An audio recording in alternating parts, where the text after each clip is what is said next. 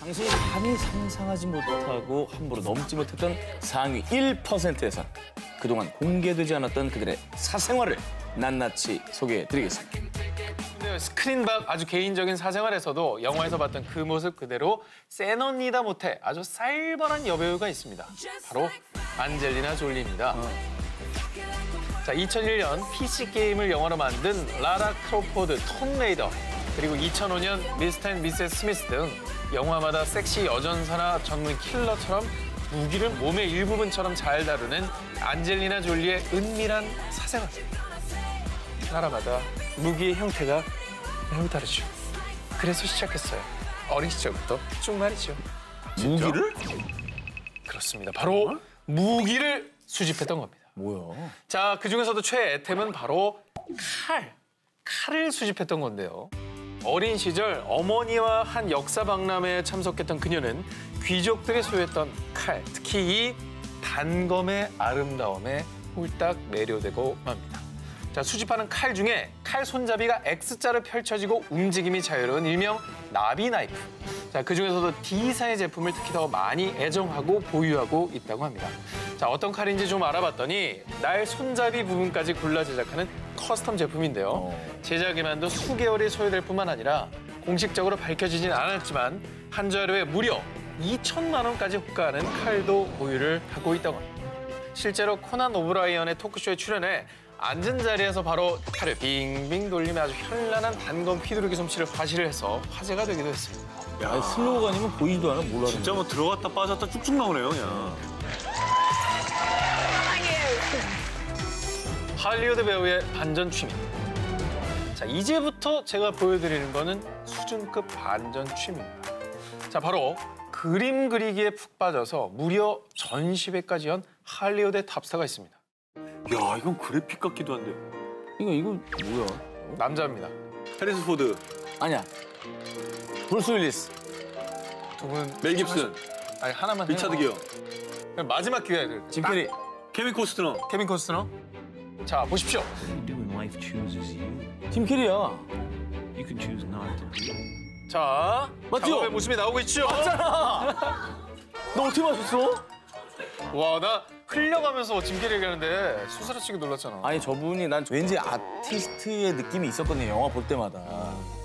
자, 이곳은 뉴욕에 위치한 짐 캐리의 소중한 취미 공간 화실입니다. 자, 이곳에서 짐 캐리는 찰흙을 뭉쳐 조각도 하고 물감을 불어 추상화를 그리기도 하는 등 거의 온종일 그림 그리기에 몰두하고 있다고 하고요. 멋있다. 심지어 2011년 Nothing to See Here라는 제목으로 소규모 개인전까지 열어 진짜 화가로 데뷔하기까지 했습니다. 아니, 근데 그 코믹 배우로 느낌, 그리고 뭐 연기력도 인정받고 있습니다만 예. 저런 재능이 있는지는 전혀 몰랐거든요. 짐 캐리가 그림이라는 취미에 매료된 이유 바로 힐링을 위해서였다고 합니다. 지난 2010년 5년간 함께했던 아내 제니 맥카시와 이혼하면서 큰 상처를 품게 됐고요. 그리고 찾아온 겨울, 황량한 뉴욕의 거리를 걷다가 문득 저는 이 표현에 되게 매료가 됐는데 자신에게 색깔이 필요하다는 생각을 하게 되었다고 합니다. 아니, 근데 참 그 말이 되게 인상적이다. 네. 나에게도 이제 색깔이 필요하다.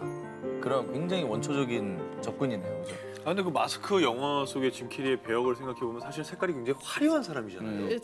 보여진 색깔은 있었지만 정작 내 색깔은 없었던 거예요. 그랬나 보네요. 아니, 그림의 취미를 갖게 된 이유가 힐링, 그러니까 위로였는 건데 본인 스스로는 이미 거의 힐링이 됐을 거예요. 그림을 그리는 행위를 통해서. 내 취미는 지구에서 가장 깊은 곳. 타이타닉이 12년 동안 가지고 있던 세계 영화 흥행 1위 기록을 자신의 영화 아바타로 갈아치우며 영화 흥행 역사의 신기원을 기록한 제임스 카메론 감독. 제임스 카메론 감독은 이런 흥행 영화를 만들기 전 1989년 심해의 신비와 공포를 다룬 영화 어비스를 연출하기도 했습니다. 평소 영화 연출보다 해양 탐사를 더 좋아한다고 공공연히 인터뷰를 했던 카메론 감독. 소문난 심해 탐사 덕후라고 합니다. 자, 그런데요, 그의 진정한 꿈은요, 단순한 해저 여행이 아닌 바로 지구에서 가장 깊은 곳을 탐험하는 것이었습니다. 해부 탐사구나. 그는 오랜 꿈을 이루기 위해서 무려 7년에 걸친 준비 끝에 현대 기술을 총동원한 개인 잠수함 딥시 챌린지를 완성하기에 이릅니다. 그리고 2012년엔 지구에서 가장 깊은 곳으로 알려진 마리아나 해구로 단독 잠수에 도전하게 됩니다. 혼자서. 와 대단한데? 키메란 감독은 이곳에서 3시간 동안 머물며 카메라와 로봇 팔로 탐사 활동을 벌이고요. 와 저 본인이 정말 저길 갔다고요? 인생이 SF예요. 인생이. 야, 그리고 진짜 타이타닉 첫 장면에 보면은 해저 탐사 잠수 로봇이 나오잖아요. 네. 진짜 디테일이 뛰어났다는 생각이 들었는데 아니까 실제로 아니까 그렇게 할 수 있어요. 아는 만큼 연출하는 거죠.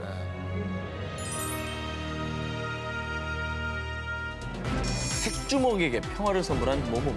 그 남자의 따뜻한 취미.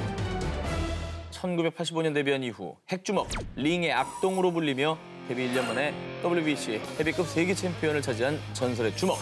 바로 마이크 타이슨인데요. 그런데 마이크 타이슨 하면은 20년 전에 상대편인 에반더 홀리필드의 귀를 물어뜯은 사건. 지금까지도 회자될 정도로 유명합니다. 아 근데 저 경기 전까지는 네. 정말 그 모든 복싱의 어떤 트렌드를 싹 다 바꿔놓는 선수였어요. 아주 대단한 선수였지. 한 방으로 모든 게 끝나니까. 그만큼 경기 중에는 공격성이 100% 풀 게이지, 저돌적이고 거친 모습이 대부분인데요. 그런데 한때 타이슨은 반려동물로 벵골 호랑이를 3마리나 키우기도 했었죠. 이건 많이 아시죠? 자, 그런데요. 자, 상남자 타이슨이 호랑이 말고도 격하게 애정하는 아가들이 있었습니다.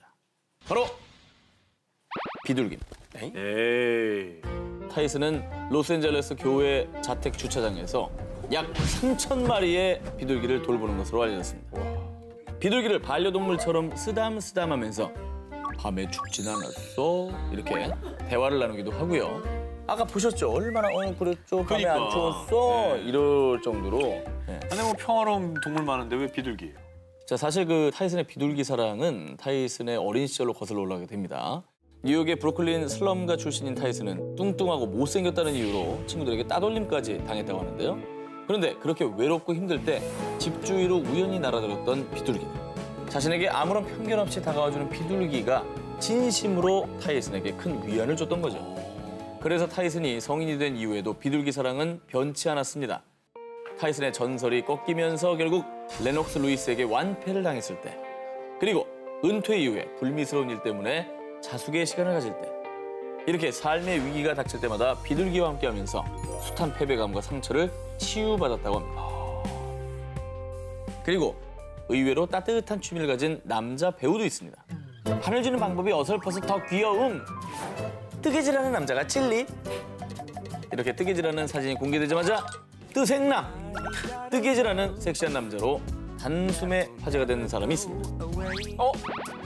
기억나요? 저분 저 그거 아닙니까? 저 뭐요? 매드맥스죠. 거기 나왔던 사진 속의 인물은 1996년 불과 6살의 나이로 영화 친밀한 관계로 데뷔한 이후 어바웃 어 보이, 또 영국 드라마 스킨스까지 잘 자라줘서 고마운 정변의 아이콘, 대세 라이징 스타 니콜라스 홀트입니다. 저 뜨개질 사진은요, 광란의 살인광으로 파격적인 변신을 선보였던 영화 매드맥스 분노의 도로를 촬영하던 중에 찍힌 사진입니다. 저 분장을 하고 어떻게 보면 이제 할리우드의 약간 박보검 같은 존재거든요. 저분이. 아 근데 의외의 취미인데 뜨개질을 왜 하게 됐을까요? 너무 의외다 정말. 의외죠. 니콜라스 홀트가 뜨개질에 빠진 이유가 매드맥스 분노의 도로 이 영화가 격렬한 액션씬 촬영이 정말 많았을 거 아니겠습니까? 그런데 그럴 때일수록 감정을 잡고 차분히 집중하는데 이 뜨개질이 정말 많은 도움이 됐다고 하는 것이죠. 창업 여신의 살벌한 반전취. 무선 네트워크계 강자 C사부터 색조 화장품계 대표 브랜드 유사까지 분야를 가리지 않고 창업에 성공해 창업계 미다스의 손이자 세계적인 기업가로 거듭난 샌디 러너. 우아하고 지적인 외모까지 겸비해서 문남성들을 설레게 하기도 했는데요.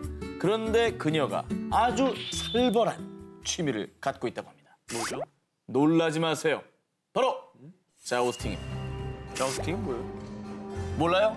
자우스팅? 맞춰보세요. 자우스팅. 우리 프로계의 알쓸 신작. 자우스팅. 자우스팅. 맞춰봐요. 살벌하대. 메이크업 덕후인데. 자우스팅. 정말 창피한 우리 프로의 유일한 지식이 있는데. 자우스팅은 바로 마상 창시합을 말합니다. 무술이네. 와, 중세 기사 영화 그렇죠. 많이 나온 거 맞죠? 갑옷을 입은 기사들이 말에 탄 채 긴 창을 가지고 상대를 말에서 떨어뜨리거나 그 창으로 찔러서 승부를 보는 겨루기로 굉장히 역동적이고 때로는 위험하기도 한 격한 스포츠라고 할 수 있겠는데요. 아니 근데 뭐 다른 취미도 사실 할 기회가 많았을 텐데 굳이 마상 창시합을 하게 된 거예요. 사실 샌디 러너는 말을 타고 달리는 빠른 속도 속에서 창으로 합을 겨루는 순간적인 공격. 이런 마상 창시합의 특징이 거물 기업가 샌디 러너의 화끈한 성격과 딱 맞아 떨어진 거죠. 그래서 샌디 러너도 아주 적극적으로 마상 창시합을 즐기고 있다고 합니다. 그런데 샌디 러너의 마상 창시합 사랑은 여기서 끝이 아닙니다. 언제든 직접 말을 타며 연습할 수 있도록 무려 300만 제곱미터가 넘는 농장을 샀어요. 그래서 일을 마친 뒤 리프레쉬가 필요할 때 농장에 방문해 말을 타고 달리면서 스트레스 해소를 한다고 합니다. 네덜란드 국왕의 은밀한 부업. 지난 5월 네덜란드의 전 국민들을 펄쩍 뛰게 만든 충격 인터뷰가 공개됐습니다. 바로 네덜란드 국민의 신임을 한 몸에 받고 있는 빌럼 알렉산드르 국왕의 은밀한 사생활이 밝혀진 건데요. 지난 21년간 비밀리에 아르바이트를 뛰고 있었던 겁니다. 국왕이 좀 월급이 좀 짭니까? 왜 아르바이트를 뜁니까? 뭐 전혀 그런 건 아니고요. 뭐 네. 두 분은 국왕과 함께 했었을 수도 있어요. 아, 그래요? 네. 유럽 허브 공항 중에 하나인 네덜란드에서 환승하시는 경우 많으시죠? 뭐 암스테르담 공항이 유명하죠. 그렇습니다. 왜냐하면 그때 탔던 네덜란드의 국적기 K 항공사 있지 않습니까? 이 K 항공사의 단거리 노선의 부조종사 중에 한 명이 네덜란드 국왕의 지난 21년간의 부업이었던 겁니다. 정말? 네덜란드 국왕이 어. K 항공사에서 부조종사로 한 달에 꼬박꼬박 2번씩 1년에 150시간이나 여객기를 꼬박꼬박 몰아왔다고 하고요. 이 사실은 극비 중에 극비였다고 합니다. 부업이 아니라 본업 아닙니까? 저는? 국왕은 이 부업을 스스로 취미라고 표현하고 있습니다. 현지 언론과의 인터뷰에 따르면 네덜란드 국왕이 비행의 매력에 빠진 건 약 30년 전. 당시에도 자원봉사 비행사로 일하며 케냐를 오가기도 했다는데요. 본격적으로 국왕의 취미가 국적기 몰기가 된 이유는 비행이 주는 해방감을 놓칠 수 없었기 때문이라고 합니다. 근데 승객들이 정말 자신이 탄 비행기를 국왕이 몰고 있다는 걸 몰랐을까? 왜냐면 기장이 오락가락하면서 보이잖아요. 들어가는 문도 하나고. 그렇죠. 재미있게도 네. 이분이 부조종사였기 때문에 이 부조종사라는 직급이 비밀을 감추는 데 큰 도움이 됐다고 합니다. 부조종사는 그냥 딱딱하게 기장 및 승무원들은 탑승객 여러분을 진심으로 환영합니다. 뭐 이 정도만 말하면 되지 않습니까? 그러니까 뭐 굳이 정체를 밝힐 만한 그런 타이밍이 없었던 거죠. 저는 저 항공기를 한 번 탄 적이 있거든요. 아, 그래요? 그때도 국왕이 몰았을 수도 있겠네요. 그럼요.